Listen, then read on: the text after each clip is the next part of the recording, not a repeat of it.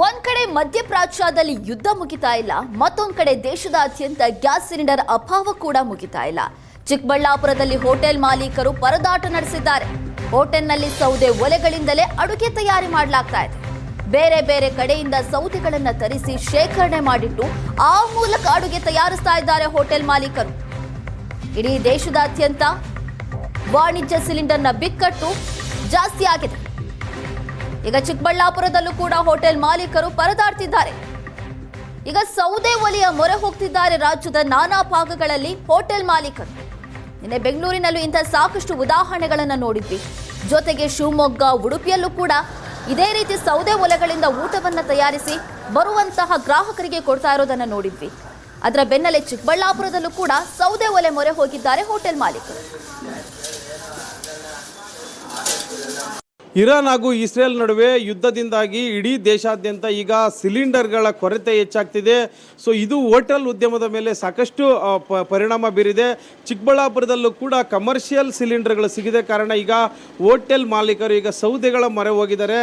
ಚಿಕ್ಕಬಳ್ಳಾಪುರ ನಾಟಿ military hotel ಅಂತೇನಿದೆ, so ಈ ಹೋಟೆಲ್ನವರು ಕೂಡ ಸಾಕಷ್ಟು ಜನ ಗ್ರಾಹಕರು ಈ ಹೋಟ್ಲಿಗೆ ಬರ್ತಾರೆ. ಸೊ ಇದು ತುಂಬ ನಾನ್ ವೆಜ್ಗೆ ತುಂಬ ಹೆಸರುವಾಸಿಯಾದಂಥ ಒಂದು ಹೋಟೆಲ್ ಆಗಿತ್ತು. ಇವಾಗ ಸಿಲಿಂಡರ್ಗಳ ಕೊರತೆಯಿಂದಾಗಿ ನೋಡ್ತಾ ಇರ್ಬೋದು, ಸೌದೆಗಳಲ್ಲೇ ಈಗ ಅಡುಗೆಯನ್ನು ಮಾಡಿ ಏನು ಅವ್ರಿಗೆ ಹೋಟೆಲ್ಗೆ ಬರುವಂಥ ಗ್ರಾಹಕರಿಗೆ ಉಣಬಡಿಸೋದಕ್ಕೆ ಮುಂದಾಗ್ತಾ ಇರುವಂಥದ್ದು. ಸೊ ಈಗ ಇಡೀ ದೇಶಾದ್ಯಂತ ಕಮರ್ಷಿಯಲ್ ಸಿಲಿಂಡರ್ಗಳ ಸಮಸ್ಯೆ ಎದ್ದು ಕಾಣ್ತಿದೆ. ಈ ನಿಟ್ಟಿನಲ್ಲಿ ಹೋಟೆಲ್ಗಳಲ್ಲಿ ಸಮಸ್ಯೆ ಉಂಟಾಗ್ತಿದೆ. ಈ ಕಡೆ ನೋಡ್ತಾ ಇರ್ಬೋದು, ಇಲ್ಲಿ ಒಂದು 4 ಕಮರ್ಷಿಯಲ್ ಸಿಲಿಂಡರ್ಗಳನ್ನು ಇಟ್ಕೊಂಡಿದ್ರು, ಅದೆಲ್ಲ ಖಾಲಿ ಆಗಿಬಿಟ್ಟಿದೆ. ಸೊ ಈಗ ಡಿಮ್ಯಾಂಡ್ ಹೆಚ್ಚಾಗ್ತಾ ಇರೋದ್ರಿಂದ ಸಿಗ್ತಾ ಇಲ್ಲ ಹೋಟೆಲ್ಗಳಿಗೆ.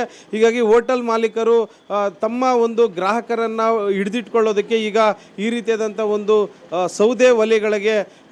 ಸೌದೆಗಳಲ್ಲಿ ಅಡುಗೆ ಮಾಡಿ ಉಣಬಡಿಸೋದಕ್ಕೆ ಈಗ ಮುಂದಾಗ್ತಾ ಇರೋಂಥದ್ದು. ಈಗ ಹೋಟೆಲ್ ಮಾಲೀಕರಿದ್ದಾರೆ, ಅವ್ರನ್ನ ಮಾತಾಡಿಸುವಂಥ ಪ್ರಯತ್ನ ಮಾಡೋಣ. ಏನು ಹೇಳ್ತಾರಂತೆ ಸರ್? ಈಗ ಸಿಲಿಂಡರ್ಗಳ ಕೊರತೆ ಹೆಚ್ಚಾಗ್ತಿದೆ, ಸೊ ಈ ನಿಟ್ಟಿನಲ್ಲಿ ನೀವು ಯಾವ ರೀತಿ ಸೌದೆಗಳಲ್ಲಿ ಅಡುಗೆ ಮಾಡ್ತಾ ಇದ್ದೀರಿ ಸರ್? ಈಗ ನಮಗೆ ಬರುವಂಥ ಗ್ರಾಹಕರಿಗೆ ಸೌದೆಯಲ್ಲೇ ಎಲ್ಲ ಥರ ರೀತಿ ಅಡುಗೆ ರೆಡಿ ಮಾಡಿ ಮಾಡ್ತಾ ಇದ್ದೀವಿ.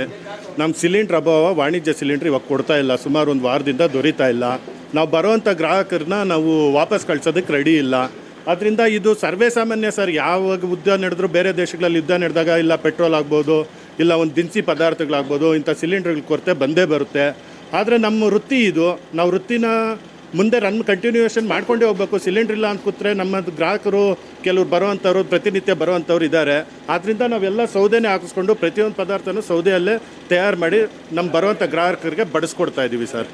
ಈಗ ಮತ್ತೊಬ್ಬರನ್ನ ಮಾತಾಡೋಣ ಸರ್. ನಿಮ್ಮ ಹೋಟ್ಲ್ನಲ್ಲಿ ಅಂದರೆ ಮಾಂಸಾಹಾರ ಅಂದರೆ ನಾನ್ ವೆಜ್ಜು, ನಾಟಿ ಕೋಳಿ ಎಲ್ಲ ಫೇಮಸ್ ಇರ್ತದೆ. ಸೊ ಈ ಒಂದು ಕಮರ್ಷಿಯಲ್ ಸಿಲಿಂಡರ್ಗಳ ಅಭಾವದಿಂದ ಸೊ ಈ ಸೌದೆ ಮೊರೆ ಹೋಗಿದ್ದೀರಾ, ಏನು ಸಮಸ್ಯೆ ಆಗ್ತಿದೆ ಸರ್? ಕಮರ್ಷಿಯಲ್ ಸಿಲಿಂಡರ್ಗಳು 4-5 ದಿವಸದಿಂದ ನಮ್ಗೆ ಸಿಗ್ತಾ ಇಲ್ಲ. ಇರಾಕ್, ಇಸ್ರೇಲ್ ಯುದ್ಧ ನಡೀತಿರೋ ಕಾರಣ ನಮ್ಗೆ ಯಾವುದೇ ಒಂದು ಸಿಲಿಂಡ್ರಿಗೆ ಸಿಗ್ತಾ ಇಲ್ಲ, ಕೊರತೆ ಆಗೈತೆ. ಆದ ಕಾರಣ ನಮ್ಮ ಗ್ರಾಹಕರಿಗೆ ಕಂಟಿನ್ಯೂ ನಾವು ಕೊಳ್ಳೇಬೇಕು. ಆದ್ದರಿಂದ ಸೌದೆ ತಗೊಂಡು ಬಂದು ನಾವು ಸೌದೆಯಲ್ಲೇ ರೆಡಿ ಮಾಡಿ ಗ್ರಾಹಕರನ್ನ ನಾವು ಒಂದು ತೃಪ್ತಿಪಡಿಸ್ತಾ ಇದ್ದೀವಿ.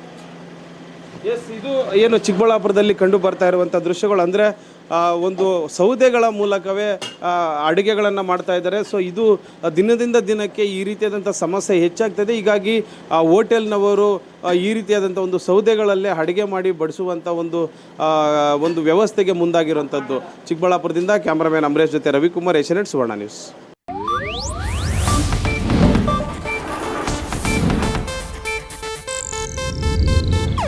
ಇದು ಏಷ್ಯಾನೆಟ್ ನ್ಯೂಸ್ ನೆಟ್ವರ್ಕ್ ಪ್ರಸ್ತುತಿ.